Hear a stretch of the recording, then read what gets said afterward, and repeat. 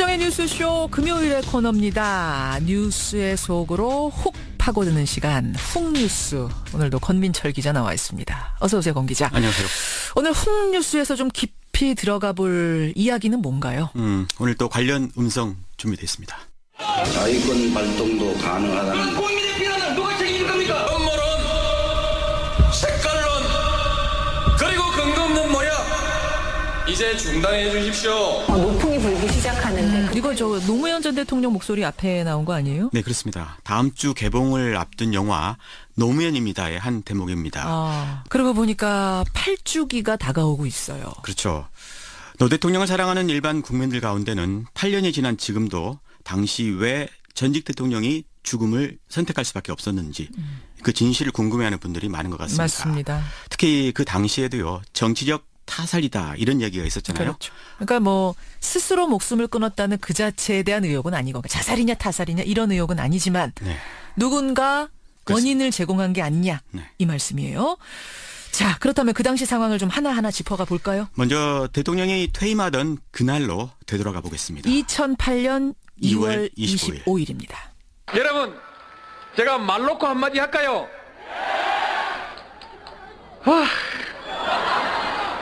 제가 오늘 딱 말 놓고 하고 싶은 얘기 한마디 하겠습니다. 야, 기분 좋다! 야, 오랜만에 듣네요. 이게 퇴임하던 날 고향에서의 음성이죠. 네, 봉하마을에 예. 도착했을 때의 상황인데요. 노 대통령은 퇴임 이후 지방으로 가겠다는 결심을 일찌감치 했었다고 합니다. 예. 지역 균형 발전을 위해서요.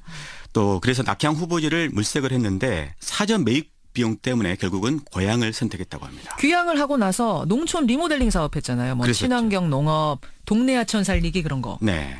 대통령에겐 잘 사는 농촌 만들기에 전범을 쓰겠다 이런 목표가 있었다고 합니다. 예. 이런 전직 대통령의 모습에 국민들이 열광하면서 봉하마을에 방문객들이 넘쳐나는 기현상이 생겼죠. 그렇죠. 인기 없던 현직 대통령에서 사랑받는 전직 대통령으로 변모해 가고 있었습니다. 저도 그때 이제 시사 프로를 진행하고 있었기 때문에 뭐 생생하게 기억이 나는데 현직 대통령보다 전직 대통령의 인기가 더 많았어요. 그렇습니다. 이명박 대통령은 취임 100일 만에요. 지지율이 25%까지 뚝 떨어졌습니다. 예. 그 무렵에 이 미국산 쇠고기 수입 문제로 전국에 촛불 시위가 번지고 있었던 그 상황이죠. 무렵입니다. 네, 그런데 이것이 비극의 씨앗이었습니다.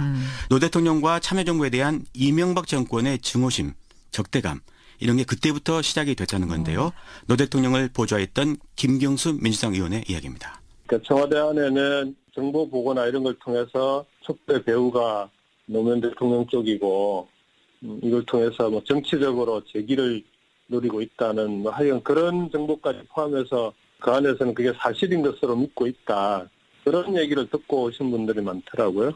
그 노무현 전 대통령이 전 대통령인데 정치적으로 재기를 할 거다 이런 얘기가 막 돌았다고요? 네, 그렇습니다. 허허. 참여정부 인사들에 대한 뒷조사가 그래서 이제 그 뒤부터 이루어졌는데요. 예. 검찰을 동원해서 뒤를 캐기 시작했다는 겁니다. 참여정부 고위 인사의 이야기입니다. 나하고 좀 아까 있던 뭐 기억하는 분들 계좌 뭐 이런 거 뒤져보고 나뿐만 아니라 다들 그렇게 했어 뭐 10만 원까지도 다 뒤졌다니 이제 중수부에서 예. 딱 오래 들었어 내가. 이게 이 사람 이 증언한 분뿐 아니라 다 그랬다? 그래서 제가 다른 분들에게도 확인을 해봤거든요. 예. 역시나 마찬가지였습니다. 저부터 시작해서 저하고 관계됐던 모든 사람들의 계좌가 다 까지고 정치적으로 저기를 무력화시킨다라고 하는 그 일련의 과정들을 조직적이고 의도적으로 해왔던 거죠. 소위 이제 그들이 얘기하는 이제 진보좌파의 뿌리를 뽑아버리겠다라고 했던 것이죠. 조직적이고 의도적으로 털었다. 이게 지금 두 사람 다 음성 변조를 한 거죠? 네, 이분들이 한사코 정식 인터뷰는 고사를 했는데요. 다 지난 이야기고 또 문재인 대통령 시대에 이 문제를 들춰내면 또다시 정치적으로 논란을 빚을 수 있기 때문이다. 그래서 음성을 변조해서요. 느낌만 짧게 전해드렸습니다. 그러니까 이분들 얘기를 요약하자면 이명박 정권이 정치 보복을 벌였다. 그렇습니다. 그 얘기예요. 그래서 그 무렵에 노 대통령도요. 주변 사람들이 자기 때문에 피해를 볼 수 있으니까 봉하마을로 내려오지 말아달라 이렇게 당부하기도 했다고 합니다. 그러다가 이명박 정권이 노무현 대통령을 직접 겨눴는데요. 그게 바로 국가기록물 사건입니다. 그렇죠. 뭐 생생합니다. 사실 이번 주도 박근혜 청와대의 기록물 때문에 당시 사건들이 다시 언론의 회자가 됐어요. 그렇죠. 당시 사건은 그 대통령 기록관에 이관한 디지털 자료를 노 대통령이 열람할 수 있게 편의를 봐달라 이렇게 요구를 했었는데 자서전 쓰는데 도움 받겠다 이런 거였어요. 예, 그런데 이명박 정부가 거절을 했습니다. 그렇죠. 그래서 하드웨어를 복사해 가져간 거거든요. 예. 이거는 그 노 대통령의 기록물 애착에서 비롯된 측면도 있다고 합니다. 그러니까 대통령은요. 전직 대통령의 기록물이 후대에 활용되도록 법을 만들어서 대통령 기록관을 설립하기까지 했거든요. 예. 근데 어떻게 문제를 그 당시에 삼았던 거죠? 대통령 기록물이 유출됐다 이런 식으로 몰아갔습니다. 하지만 그게 원본도 아니고요. 또 노 대통령에게 기록물 열람을 협조만 하면 될 일을 중대 위법 행위로 몰아간 겁니다.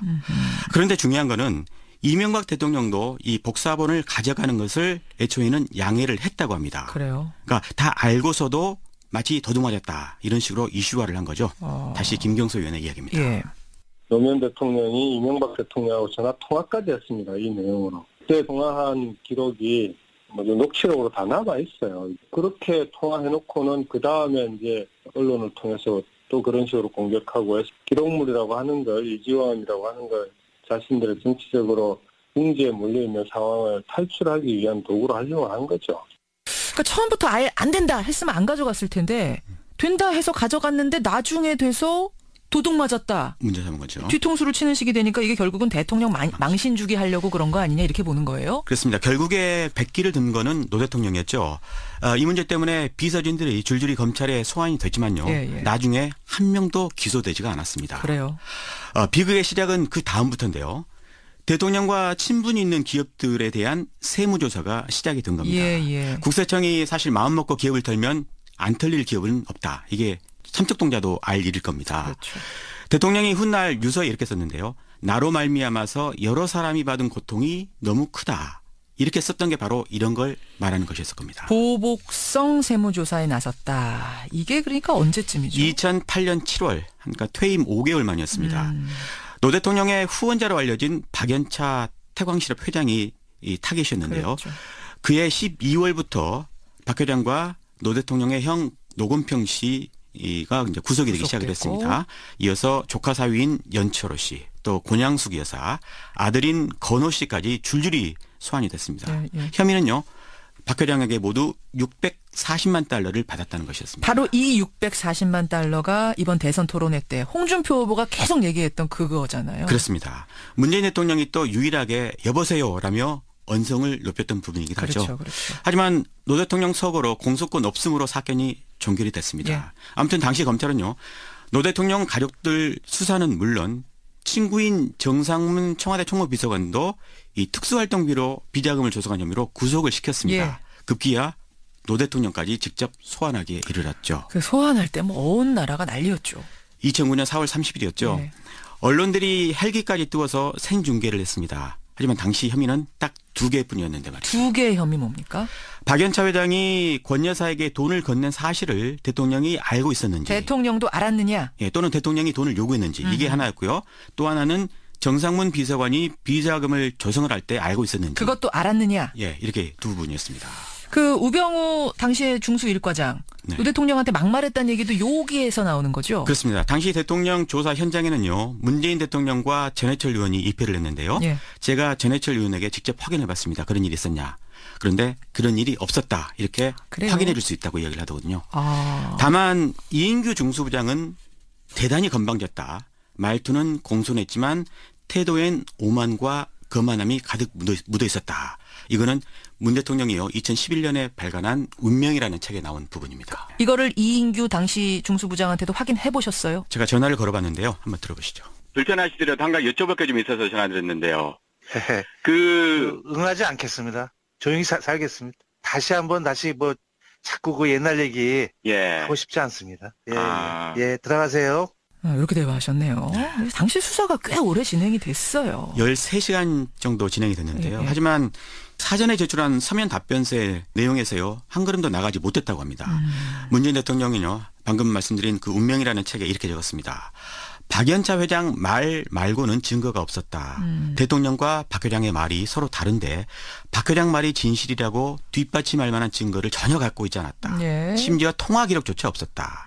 통화 기록이 없다는 것은 통화한 사실이 없다는 것입니다. 이렇게 적었습니다. 한마디로 무리한 소환 조사였다는 거잖아요. 검찰로서는 소환 자체의 목적이 있었던 것 같습니다. 어허. 또 하나의 목적은 박연차 회장과의 대질 신문이었거든요. 예. 그래서 변호인들이 반대해서 결국에 무산이 됐지만 대질을 거절한 것을 가지고 또 기사화가 됐습니다. 돈 받은 사실 들통날까 두려워서 거절하는 거 아니냐 이런 식으로? 그런 식으로요. 검찰로서는 사실 손해볼 게 없는 장사였던 셈입니다. 검찰은 권력의 시녀다 이렇게 하지 않습니까? 예. 역사적으로도 노무현 수사는 대표적인 권력의 비위맞추기 수사라는 오명을 지우기 어려울 것 같습니다. 근데 검찰이 이제 가족들 문제로 대통령 가족들 문제로 대통령을 부른 게 그 전에도 있었습니까? 과거에 김영삼, 김대중 전 대통령도 아들 비리 혐의가 있었잖아요. 있었죠. 하지만 직접 부르지는 않았습니다. 노 대통령이 처음이었군요. 거죠. 네. 이번에 보면은 검찰이 박근혜 대통령 소환 조사하고 나서 6일 만에 구속영장 청구했는데 그때는 어땠습니까? 소환 조사는 사건의 마지막 수순이죠. 예. 소환하면은 곧 신병 처리를 하거나 아니면 불구속 기소하거나. 하지만 이해할 수 없는 일이 벌어졌습니다. 무려 23일 동안 아무 조치도 안 하고 시간만 끌었습니다. 그 기간 동안 검찰발로 별의별 언론 보도가 나왔는데요. 예. 대표적인 게 바로 이런 보도입니다. 권양숙 여사가 노무현 전 대통령의 회갑 선물로 받은 1억 원짜리 명품 시계 2개를 논두렁에 버렸다고 노 전 대통령이 검찰에서 진술한 것으로 확인되었습니다. 단독 보도입니다. 권 여사가 자기 몰래 시계를 받아 보관하다가 봉화마을 논두렁에 버렸다고 진술한 것으로 확인됐습니다. 뭐 이것도 생생하게 기억나실 겁니다. 네, 이런 류의 보도가요. 노 대통령을 죽음으로 내몬 또 다른 원인이었다. 이런 평가가 뒤따랐죠. 그렇죠. 문재인 대통령은 운명에서요. 사법 처리까지 여의치 않으니 언론을 통한 망신주기 압박으로 굴복을 받아내려는 것 같았다. 언론은 기꺼이 공범이 됐다. 이렇게 적었습니다. 언론이 공범이 됐다. 네, 방금 논두렁 보도요. 이거 오보입니다. 오보죠. 그 오보에 국정원이 공작을 했다. 이런 게 이제 이인규 중수부장의 발언으로 언론에 보도가 됐던 게 있었거든요. 이런 언론 행태, 특히 진보 언론 행태에 대해서 문재인 대통령은 운명에서 서운함을 내비치기도 했습니다. 말하자면은 어떻게 진보 언론들까지도 이렇게 하느냐라는 서운함? 그렇습니다. 그래요? 친노 정치인들은 이렇게 보고 있더라고요. 노 대통령이 전방위적인 이런 공격을 허용하다가는 자기 한 명 때문에 진보 진영 전체가 회복 불능의 상처를 입게 될 것이라는 부담을 느꼈다. 그래서 결국 죽음으로 이 모든 걸 중단시키려고 한 것이다. 예, 참 8년이 지났지만 참으로 애석한 일입니다. 예. 오늘 노무현 전 대통령이 그 당시 죽음에까지 이르게 된 배경을 흐름으로 쭉 정리를 해봤는데 여러 가지를 생각하게 하네요. 네. 여러분은 어떤 것을 느끼셨습니까? 오늘 훅뉴스 권민철 기자 수고하셨습니다. 고맙습니다. 10만 원까지도 다 주겠다니. 이제 중수부에서 딱 오래 들었어 내가. 이게 이 사람 이 증언한 분뿐 아니라 다 그랬다? 그래서 제가 다른 분들에게도 확인을 해봤거든요. 역시나 마찬가지였습니다. 저부터 시작해서 저하고 관계됐던 모든 사람들의 계좌가 다 까지고 정치적으로 저기를 무력화시킨다라고 하는 그 일련의 과정들을 조직적이고 의도적으로 해왔던 거죠. 소위 이제 그들이 얘기하는 이제 진보 좌파의 뿌리를 뽑아버리겠다라고 했던 것이죠. 조직적이고 의도적으로 털었다. 이게 지금 두 사람 다 음성 변조를 한 거죠? 네, 이분들이 한사코 정식 인터뷰는 고사를 했는데요. 다 지난 이야기고 또 문재인 대통령 시대에 이 문제를 들춰내면 또다시 정치적으로 논란을 빚을 수 있기 때문이다. 그래서 음성을 변조해서요. 느낌만 짧게 전해드렸습니다. 그러니까 이분들 얘기를 요약하자면 이명박 정권이 정치보복을 벌였다. 그렇습니다. 그 얘기예요. 그래서 그 무렵에 노 대통령도요. 주변 사람들이 자기 때문에 피해를 볼 수 있으니까 봉화마을로 내려오지 말아달라 이렇게 당부하기도 했다고 합니다. 그러다가 이명박 정권이 노무현 대통령을 직접 겨눴는데요. 그게 바로 국가기록물 사건입니다. 그렇죠. 뭐 생생합니다. 사실 이번 주도 박근혜 청와대의 기록물 때문에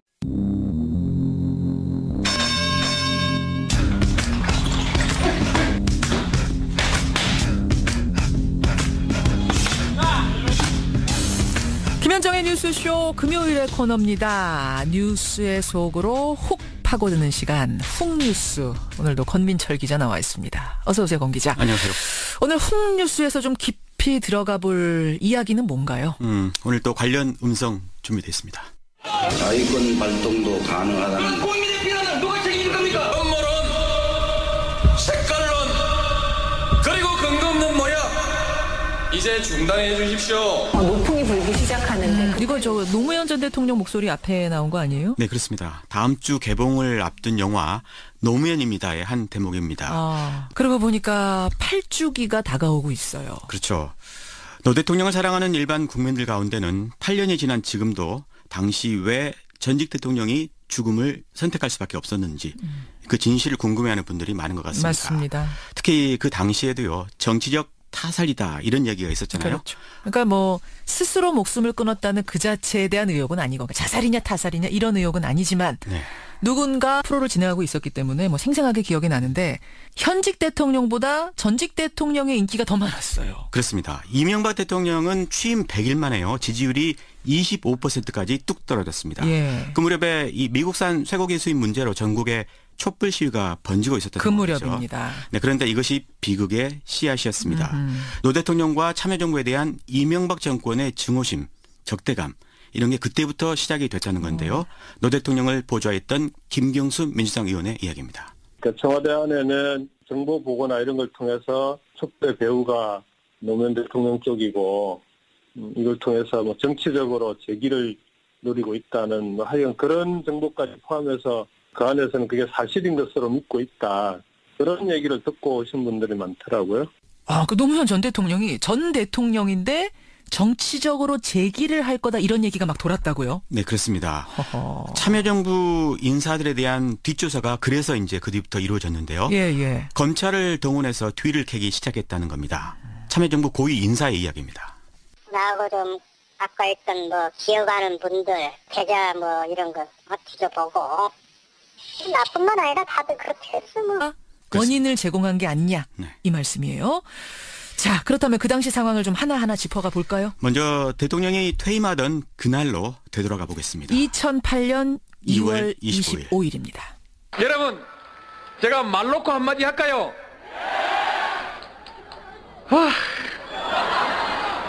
제가 오늘 딱 말 놓고 하고 싶은 얘기 한마디 하겠습니다. 야, 기분 좋다! 오랜만에 듣네요. 네. 이게 퇴임하던 날 고향에서의 음성이죠. 네, 봉하마을에 도착했을 때의 상황인데요.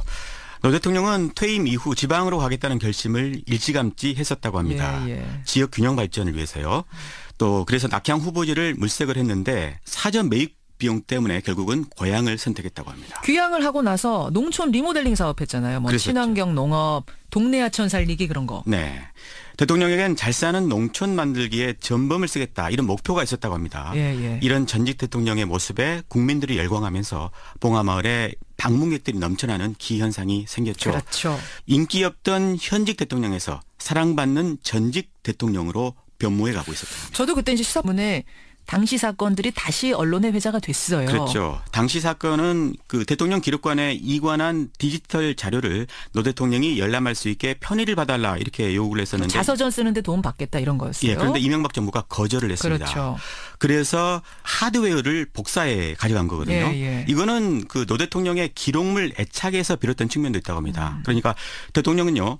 전직 대통령의 기록물이 후대에 활용되도록 법을 만들어서 대통령 기록관을 설립하기까지 했거든요. 근데 어떻게 문제를 그 당시에 삼았던 거죠? 대통령 기록물이 유출됐다 이런 식으로 몰아갔습니다. 하지만 그게 원본도 아니고요.